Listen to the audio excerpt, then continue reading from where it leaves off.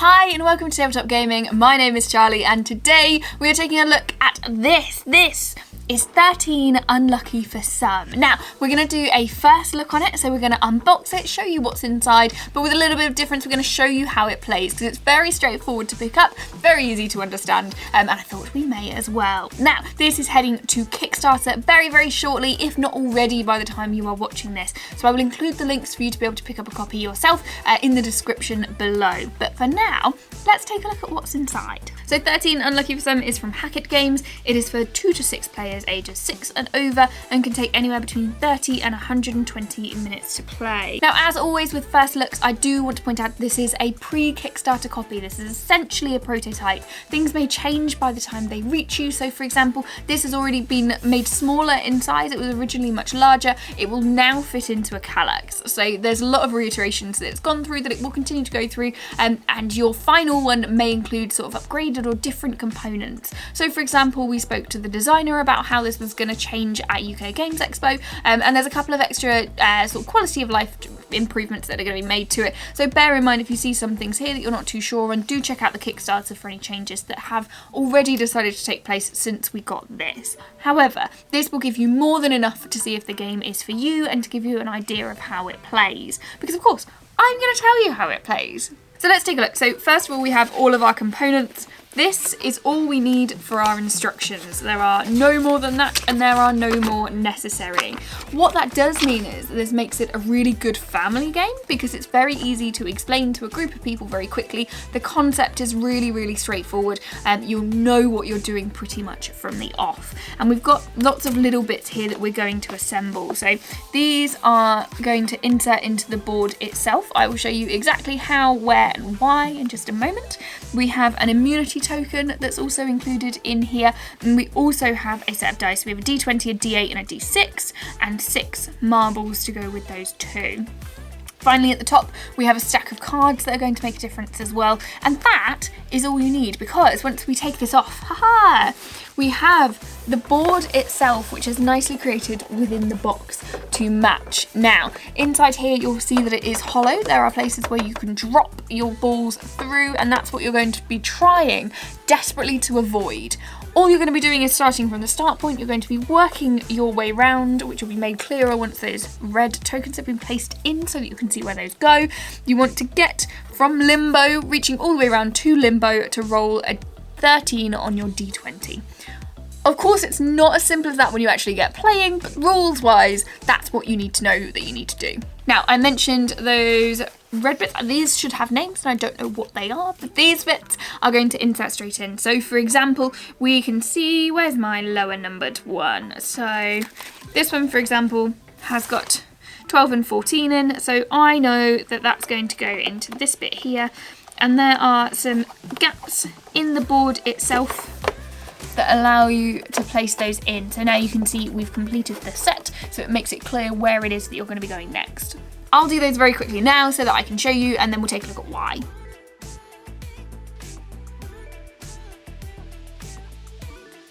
So there you go. All you do, you pop those in so that they have the ability to slide in and out where necessary. You'll grab your marbles for the amount of players that are playing, each get your own colour, pop those on the start bit, and you're looking at your d20 going in the centre, as well as your d6 and your d8 to one side. That's all you need for the setup, because all you need to do is to be able to pull those in and out so that you can cause the maximum catastrophe that is coming. We'll come to that in a moment. You need to pop your d20 in limbo, or if it doesn't run away first, so that it's there ready and waiting for you, and keep your dice to one side and your marbles selected by player. Now, each time you take your turn, so as we begin, you're going to roll both of those dice. Now, the d6 is going to tell you how many spaces you're going to move forward. So in this case, we've rolled a 6, so we'll head forward to the 6th space, but we've also rolled a 2 on the d8. So what that's going to do is that's going to tell us which of these red we're going to pull out. Now, we'll pull those out completely, and in this case, nothing happens. It's the first round, there's nobody there. The thing is though, If I'd have rolled a 3 instead of a 6 on my movement roll, suddenly you'll see that there is a marker here. So if I had come all the way down here, landed on my red marker, and I had then rolled that one to pull, oh no, what happened? Well, my marble falls straight through, which is not ideal, I'll be honest, in an attempt to win the game. And what that will do is it will roll it straight back. You saw that fly out there to the beginning for me, and I have to start again. Now, on round 1, that's not so much of an issue. The thing is though, when we get further and further and further round, when you're at places like much further into the game, like 57 or 41, and that happens to you, that is gut-wrenching. You were so close, and yet you cannot make it there because you are back to the beginning once again. Now there are some ways out of that, we'll come to that in a moment, but you don't want to be on those red squares as much as possible, but you do want your opponents to be on the red squares, and you do want to roll well enough that you are able to return them back to the beginning. You see how this game can get feisty? Now, a couple of other things about this game is you'll notice that there are some blue squares included too. So those ones which are here and here, for example, mean that you pick up a card. So we saw those earlier in the deck and didn't do too much with them. They are now here, and these will give you either something you have to complete immediately or something that you keep hold of until you need it. So for example, we have swap places with another player.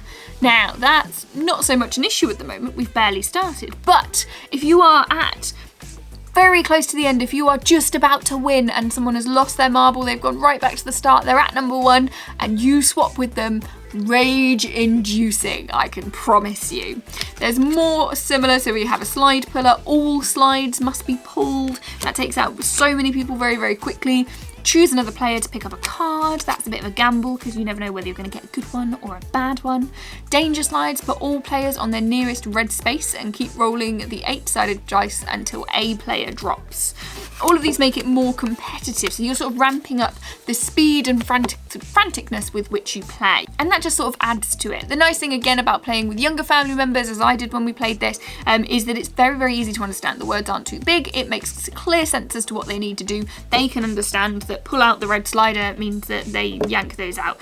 Now there's a couple of other things to cover. So there is one space on the board that you can almost have no coming back from, and that is this one. You'll see it's just the gap. That is the hole. There is nothing that can go there. It's not a case of sliding. It's not a case of trying to get around it. It is a case that if you land there, you fall through, you go back to the beginning. There is basically no saving from that.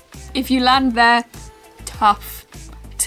You better get back quickly. That's, as the harshness comes out of the game, you want to try and avoid it. It feels almost like Mousetrap. It's like, don't be caught under it, don't be caught going into it. Just make sure that you roll over as much as you can with a game like this. Just keep going. Adding to that, we have an immunity tile. So you'll notice that this one here has got our little extra immunity tile kept on. So we'll pop that back there so that we know who's got it. If you land on there, you gain the immunity tile. That means that when you have one of these sliders pulled out, you won't fall through. Happy days. However, if another player lands on that immunity tile whilst you're further through, they can claim it. So it's the most recent person to land on it is the person that keeps the immunity. Now the pros to that are that it's not just that you are safe when the slider is pulled, but also the slider isn't going to be pulled. The slider isn't going to be pulled. So if somebody else is on another space that is included within that slider, if you have the immunity token that prevents that from being pulled out, then everybody wins. Everybody's happy. There is no point even pulling it because you're not going to lose from either of those. Now the downside to it is that there are a couple of ways to lose it. So for example, as I say, somebody else landing on that space, but also a roll of a 6 means that you're going to lose it. And if you end up descending down that hole that we mentioned earlier that's in the board, that loses you your immunity token as well. It does not work against it. So let's say we've done all that. Let's say we've made our way all the way around the board. We've managed to avoid things. It may have taken us some time, but you know what? We finally got there. We're now in limbo. What happens? Remember that the name of the game is 13.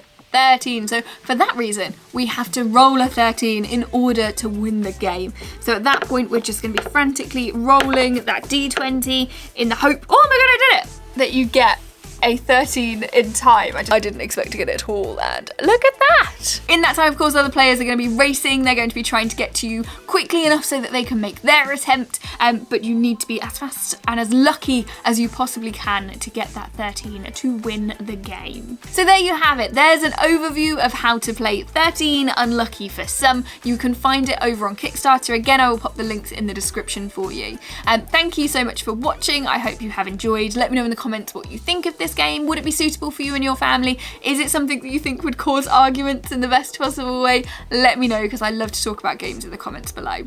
Also hit like and subscribe if you want to hear more from us. Head to tabletopgaming.co.uk, and once again, thanks so much for watching. Have a great day.